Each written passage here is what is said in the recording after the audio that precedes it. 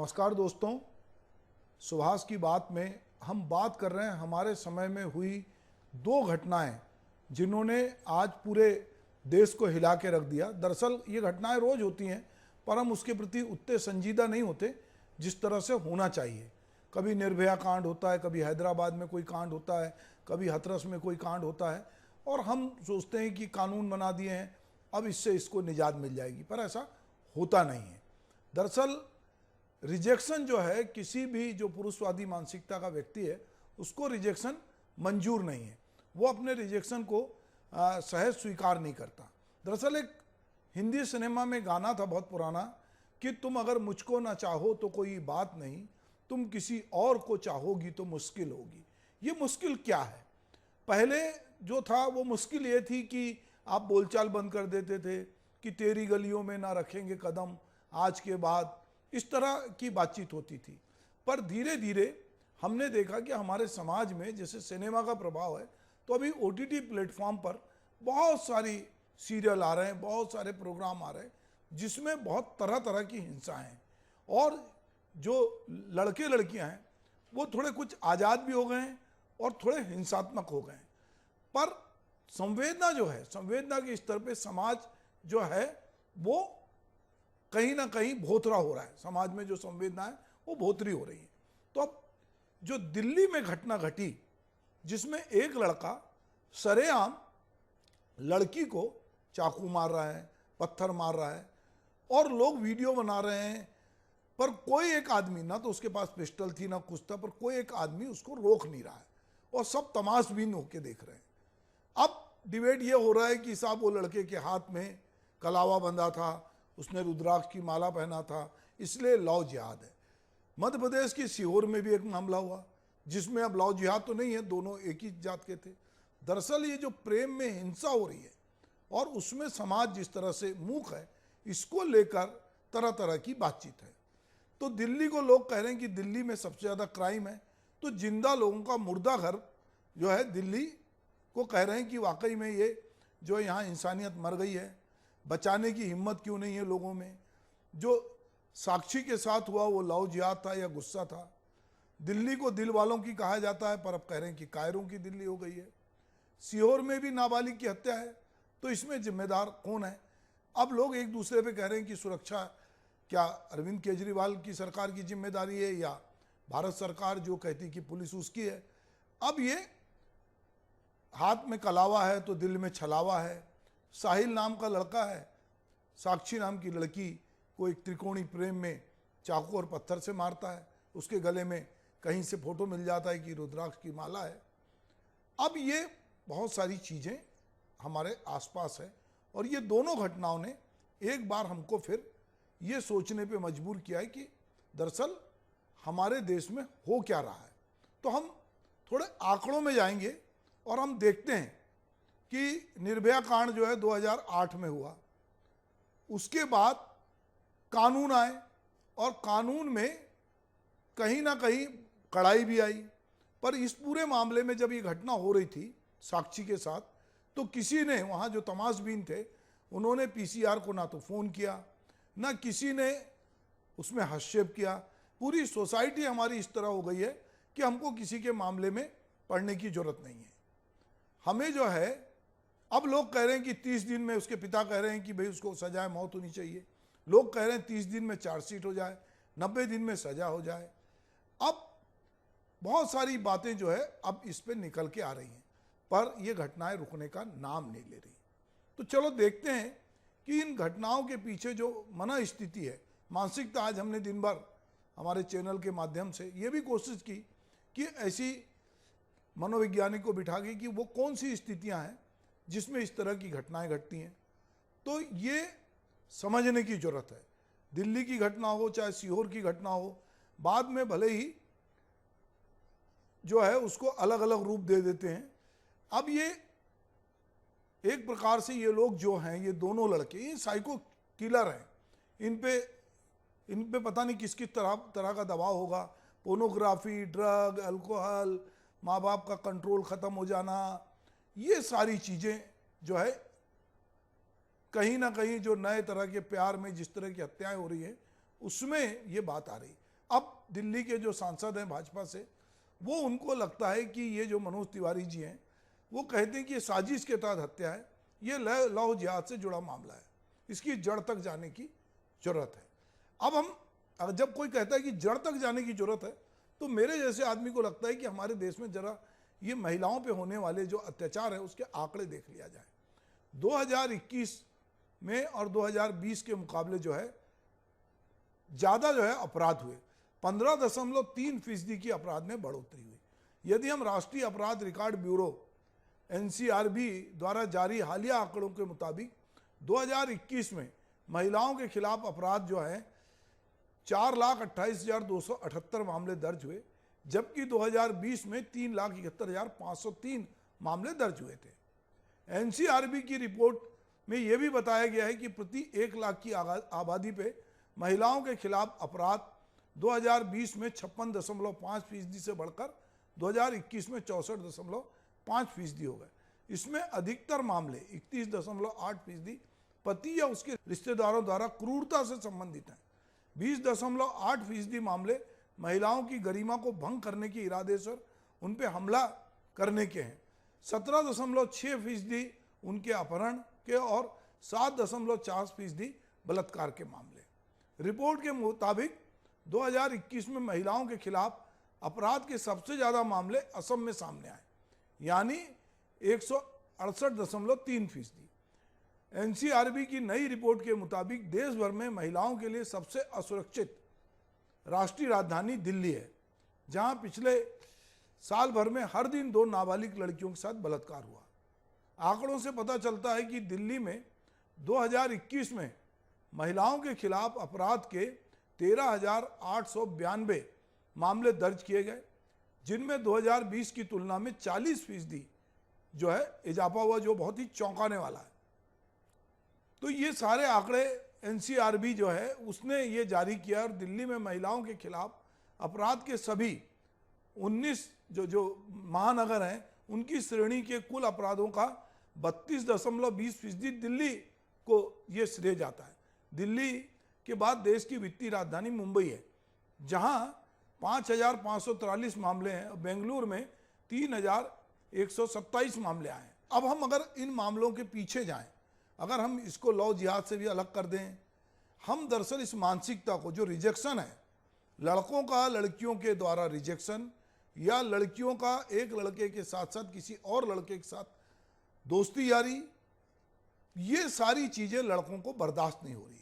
अगर हम सिलसिलेवार देखते हैं, 18 मई 2023 को ग्रेटर नोएडा स्थित शिव नाडर विश्वविद्यालय परिसर में छात्र अनुज ने सहपाठी छात्रा स्नेहा चौरसिया की गोली मार के हत्या कर दी और बाद में उसने खुद को भी गोली मार ली। क्यों? दरअसल उसका छात्रा से ब्रेकअप हो गया था। अप्रैल 2023 दिल्ली के मोहड़बंद में 17 वर्षीय किशोरी पर उसके प्रेमी ने चाकू से कई वार किए। दोनों में प्रेम प्रसंग था, लेकिन कुछ समय से किशोरी उससे बात करना बंद कर दिया था। फिर हम आगे चलते हैं। दिल्ली के आदर्श नगर इलाके में सुखविंदर ने प्रेमिका को चाकू से गोद कर मार डाला, क्योंकि लड़की घर वाले उसकी शादी के लिए तैयार नहीं थे। इसके बाद युवक ने अंबाला भाग गया, पुलिस ने उसे वहां से दबोच लिया। CCTV जब फुटेज सामने आया तो उसमें उन्हें उस लड़के की क्रूरता दिखी।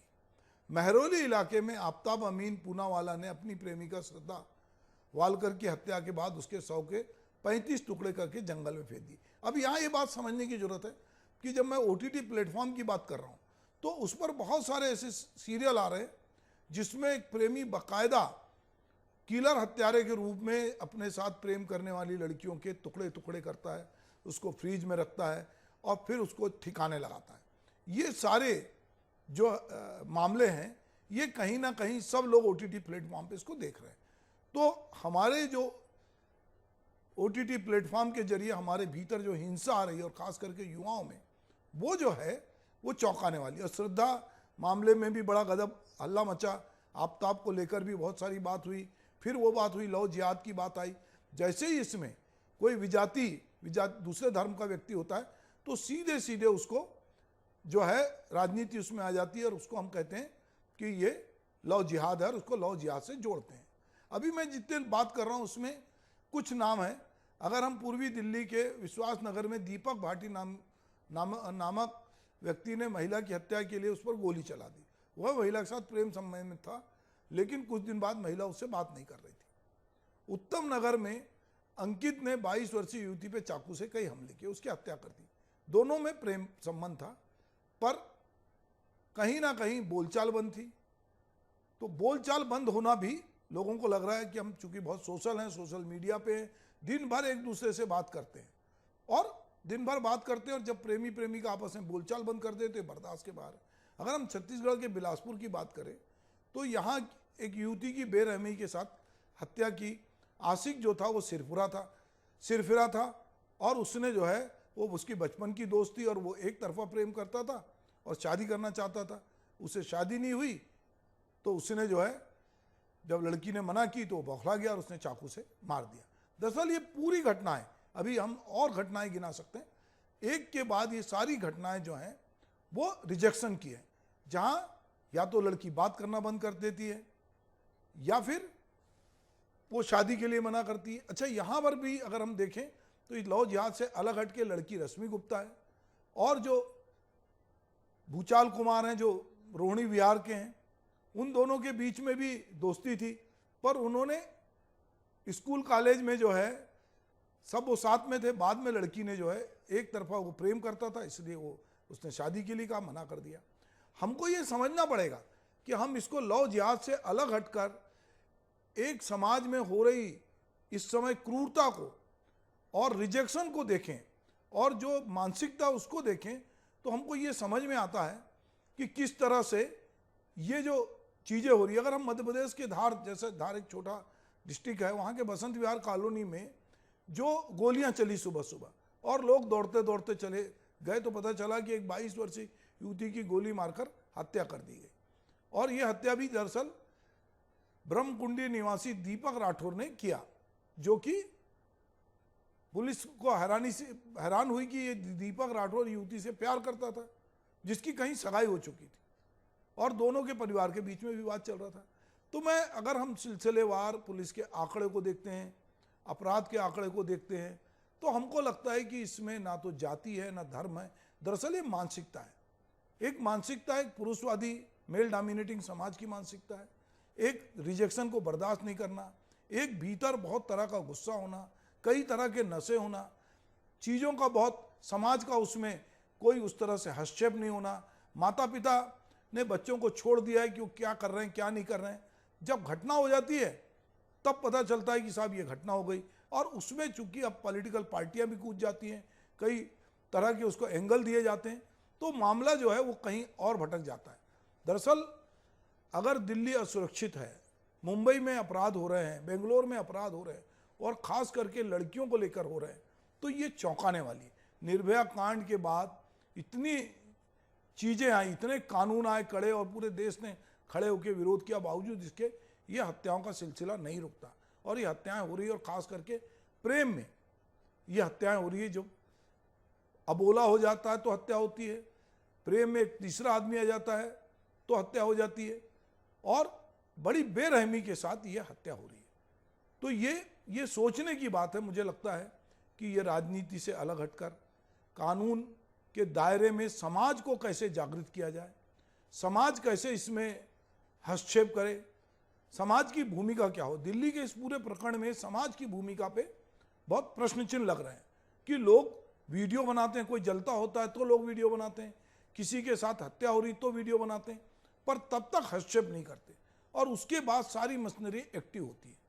तो ये दिल्ली में चूंकि पुलिस केंद्र के अधीन है और मुख्यमंत्री अरविंद केजरीवाल हैं जो आप पार्टी के हैं, तो उनके बीच एक अलग तरह की लड़ाई चल रही है। वहाँ कहीं बीजेपी है तो कहीं कांग्रेस है तो कहीं आप पार्टी है, पर हत्या तो एक युवती की हुई है और सरेआम हुई है और पूरा समाज उस समय साक्षी रहा। युवक है जिस तरह का सिरफिरा युवक है, ये युवक, तो ये कोई जो लड़की जिस तरह से दोस्ती कर रही थी, तो लड़की की समझ में नहीं आ रहा था क्या, लड़का तो उससे असली नाम से मिल रहा था।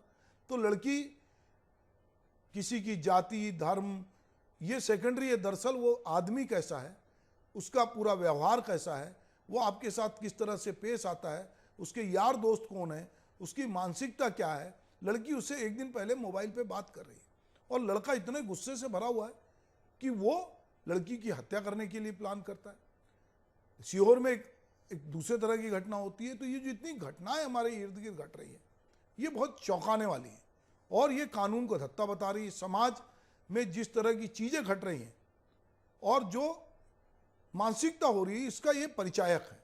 ये सोचने की जरूरत है कि हमारे समाज में ये जो पुरुषवादी मानसिकता है, जो मेल डोमिनेटिंग हमारा एटीट्यूड है, और जहाँ लड़के रिजेक्शन पे इतना रिएक्ट कर रहे हैं, तो इसको किस तरह से डाइल्यूट किया जाए, किस तरह से एक जागृति लाई जाए, किस तरह से एक स्त्री के ना को ना समझा जाए। एक लड़की यदि मना कर रही है, उसका अपना जीवन है, तो उसको किस तरह से लड़का उससे अलग हो। ये बहुत सारे सवाल ये घटनाएं छोड़ रही हैं। बहस जारी है, पूरे देश में तरह तरह की बातचीत होगी। अगर जैसा मैंने पहले कहा कि यदि युवक उसे दूसरे धर्म का है, युवती दूसरे धर्म की है, तो लोग उसको एक अलग नज़रिए से देख सकते हैं। पर यदि हम ये घटनाओं को देखते हैं, चाहे वो मध्य प्रदेश की सीहोर की घटना हो, चाहे वो दिल्ली की घटना हो, ये सारी घटनाएं हमको चौंकाती हैं और ये बताती हैं कि अभी भी हमारे समाज में, चाहे हमने कितने पढ़ लिख गए हों, पर जो पुरुषवादी मानसिकता, और ख़ास करके जो मैं जिस गाने का जिक्र मैंने प्रारंभ में किया कि तुम यदि मुझको ना चाहो तो कोई बात नहीं, तुम किसी और को चाहोगी तो मुश्किल होगी। तो ये जो मुश्किल है ये बढ़ती जा रही है, और ख़ास करके लड़कियों की। और लड़कियों के पास भी बहुत सारे ऑप्शन हैं। वो जानती है कि अगर एक लड़का 3-4 लोगों से दोस्ती करता है तो मैं क्यों नहीं कर सकती, मैं भी अपने मोबाइल पे अपनी चैट कर सकती हूँ, बात कर सकती हूँ। पर सवाल ये है कि आप जब बात कर रहे हो तो आपके सर्किल में कौन लोग हैं। आप यदि वर्चुअल दुनिया से दोस्ती कर रहे हो तो उसके बारे में यदि नहीं जानते हो तो आप जानो कि वो कौन है, उसकी मानसिकता कैसी है। उससे बातचीत करोगे तो 4 बार बातचीत करके ये बहुत आसानी से पता चल जाएगा कि इस आदमी की सोच क्या है, ये आदमी का सर्किल क्या है, इसके आज सराउंडिंग में कौन लोग हैं। और मुझे लगता है कि किसी लड़की को ये सतर्कता तो बरतनी ही चाहिए, और उसके आसपास के जो लोग हैं, चाहे परिवारजन हो, चाहे दोस्त यार हों, पहचान के लोग हों, उन सबको भी ये देखना चाहिए कि जो लड़की है किस तरह के लड़के के साथ में दोस्ती कर रही है और इसका भविष्य में किस तरह का हश्र हो सकता है। नमस्कार।